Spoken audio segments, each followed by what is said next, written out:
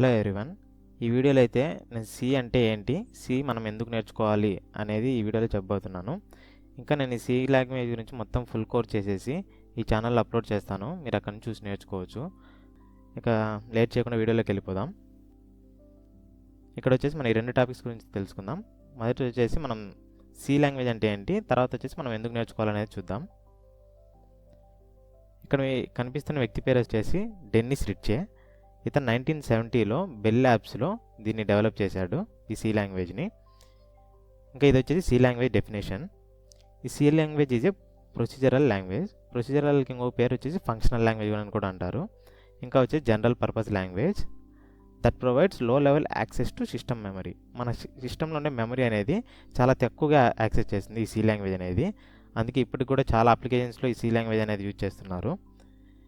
A program written in C language must be run through a C compiler.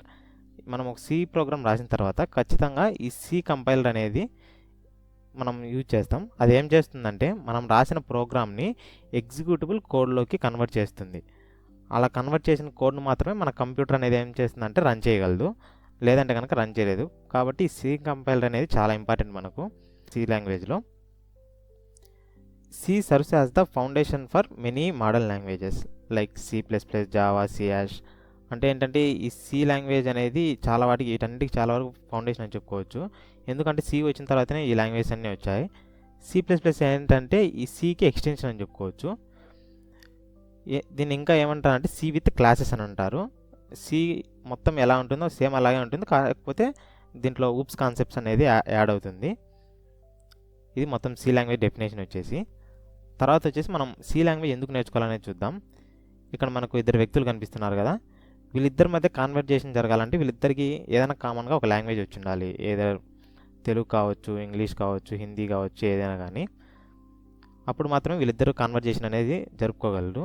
Same అలానే ఒక human ఒక కంప్యూటర్తో interaction జరపాలంటే మనకు ఇంకా కంప్యూటర్కి అయితే ఓన్లీ జీరోస్, వన్స్ ఇది మాత్రమే, ఇలా మాత్రమే అర్థం చేసుకోగలదు. సో ఇప్పుడు ఏమైందంటే ఇక్కడ మనకు కొన్ని లాంగ్వేజ్ అనేటివి వచ్చాయి, సి, పైథాన్, జావా, ఈ లాంగ్వేజ్ అన్నీ కూడా. ఈ లాంగ్వేజ్ ఏం చేస్తాయంటే మనం ఇచ్చే ఇన్స్ట్రక్షన్స్ అది ఏం చేస్తామంటే మనం ప్రోగ్రామ్ రూపంలో మనం ఆ కంప్యూటర్కి ఇస్తాం. ఆ కంప్యూటర్కి తర్వాత వచ్చేసి సి కంపైలర్ అని చెప్పాం కదా ఇందాక, అదేం చేస్తుందంటే దాన్ని ఎగ్జిక్యూటబుల్ కోడ్లోకి కన్వర్ట్ చేసి అది కంప్యూటర్కి ఇస్తుంది. అప్పుడు యాజ్ ఇట్ ఈజ్గా అదే ఆ కంప్యూటర్ అనేది మనకి ఎగ్జిక్యూట్ చేసి రివర్స్లో మనకు అవుట్పుట్ అనేది ఇస్తుంది, మనకు కావాల్సిన అవుట్పుట్ అనేది ఇవ్వడం జరుగుతుంది. కాబట్టి అందుకని మనం ఈ లాంగ్వేజ్ అనేది నేర్చుకోవాలి. సి లాంగ్వేజ్ కావచ్చు, పైథాన్ ఏదైనా కావచ్చు. ఈ సి లాంగ్వేజ్లో ఉండే మెయిన్ ఫీచర్స్ ఇవన్నీ. ఇది వచ్చేసి జనరల్ పర్పస్ లాంగ్వేజ్.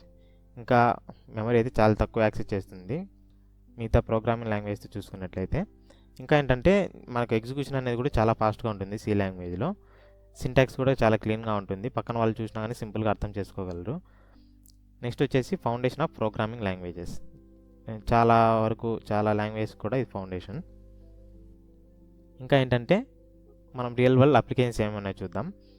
మెయిన్గా ఈ సి లాంగ్వేజ్ డెవలప్ చేయడానికి కారణం వచ్చేసి ఆపరేటింగ్ సిస్టమ్స్ని డెవలప్ చేయడానికి. అదేంటంటే మనకి ఇక్కడ యూనిక్స్ కెర్నల్ ఉంది కదా, ఇదేంటంటే యూనిక్స్ అనేది ఒక ఆపరేటింగ్ సిస్టమ్. దీన్ని మొదట్లో డెవలప్ చేయడానికి ఈ సి లాంగ్వేజ్ అనేది డెవలప్ చేయడం జరిగింది. ఆ తర్వాత ఇంకా సి లాంగ్వేజ్ కూడా డిఫరెంట్ వాటికి యూజ్ చేస్తూ వచ్చారు. ఇంకా మనం ఈ ఆపరేటింగ్ సిస్టమ్ అంటే ఏంటంటే మనం మొబైల్ చూసుకున్నట్టయితే మన మొబైల్ ఆండ్రాయిడ్ 14 అని, ఇప్పుడు ఇంకా 15 రాబోతుంది కదా, ఆండ్రాయిడ్ 15 అలా అవన్నీ. అదేంటంటే ఆండ్రాయిడ్ అనేది మనకు ఒక ఆపరేటింగ్ సిస్టమ్. సేమ్ అలాగే విండోస్, మనం ల్యాప్టాప్ యూజ్ చేస్తున్నట్టే ప్రతి ఒక్కరు ఆల్మోస్ట్ అందరి దగ్గర విండోసే ఉంటుంది. ఆ విండోస్ అనేది కూడా ఒక ఆపరేటింగ్ సిస్టమ్. ఇలాంటి ఆపరేటింగ్ సిస్టమ్స్ని డెవలప్ చేయడానికి ఈ సి లాంగ్వేజ్ అనేది యూజ్ చేశారు. Development of new languages.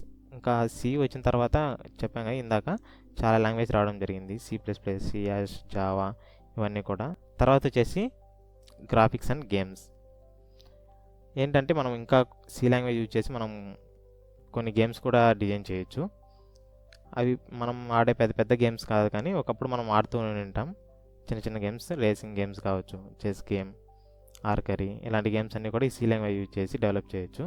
మనం ఈ గేమ్స్ కొన్ని ఎగ్జాంపుల్స్ చూద్దాం, ఎలాంటి గేమ్స్ అనేటివి. ఇక్కడ చూస్తే మీకు అర్థమవుతుంది ఎలాంటి గేమ్స్ అనేది. ఈ గేమ్స్ చిన్నప్పుడు ఆడే ఉంటారు. ఇలాంటి బేసిక్ గేమ్స్ వచ్చేసి మనం సి లాంగ్వేజ్తో డిజైన్ చేయొచ్చు. ఇంకా మనం C++, జావా వాటికి వెళ్ళామంటే ఇప్పుడు ఆడుతున్న పెద్ద పెద్ద గేమ్స్ లైక్ ఇంకా ఫ్రీ ఫైర్ కావచ్చు, పబ్జీ కావచ్చు, ఇంకా గేమ్స్ చూస్తున్నాం కదా అడ్వాన్స్డ్, ఆ గేమ్స్ అన్నీ కూడా ఇప్పుడు కరెంట్ ఉండే లాంగ్వేజ్తోనే యూజ్ చేస్తున్నారు. సి లాంగ్వేజ్ యూజ్ చేసి కూడా చేయొచ్చు. మీరు ఒకసారి సి లాంగ్వేజ్ నేర్చుకున్న తర్వాత మీకు ఈ గేమ్స్కి సంబంధించిన కోడ్ కూడా జరుగుతుంది. అవి తీసి ఒకసారి ఎగ్జిక్యూట్ చేసి రన్ చేసి చూడండి. ఈ గేమ్స్ ఒకసారి మీరు ట్రై చేసి చూడండి ఆడడానికి. ఐ హోప్ మీకు సి లాంగ్వేజ్ మీద బేసిక్ ఐడియా అయితే వచ్చే ఉంటుంది. Thank you.